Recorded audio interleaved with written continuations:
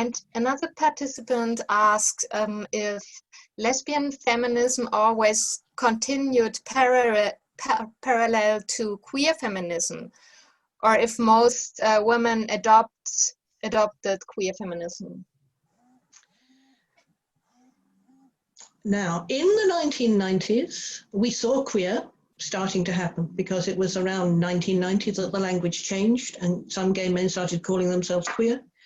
And queer always meant men, it never meant women, so lesbians became queer women because we were always a subcategory.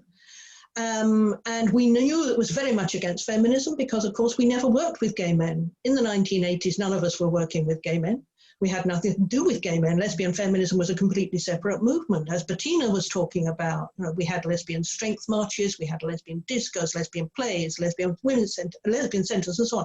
Everything was simply lesbian. We had nothing to do with the men. Queer created a kind of force and pressure to try and get lesbians back into, in a way, under control.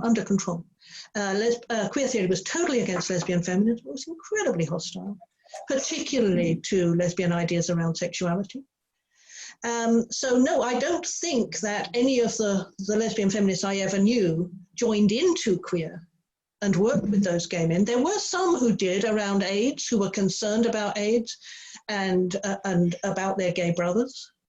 And there were a few who in Britain worked to get rid of an Act of Parliament from 1988, which forbade the teaching of homosexuality in schools. Lesbians were important in doing that, and so they were working with gay men to do that. But really, I don't know any lesbians who, from my generation really, who joined into any of this. But queer quickly became predominant. Feminism was absolutely under threat. Queer went into the universities, postmodern and queer completely joined together, and created generations of young people who knew nothing about feminism, lesbian feminism, and so on.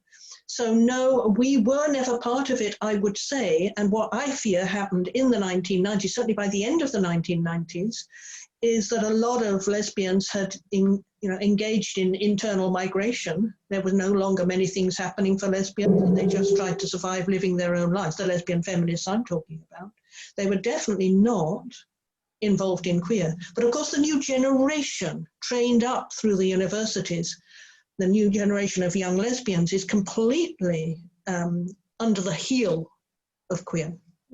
Yeah.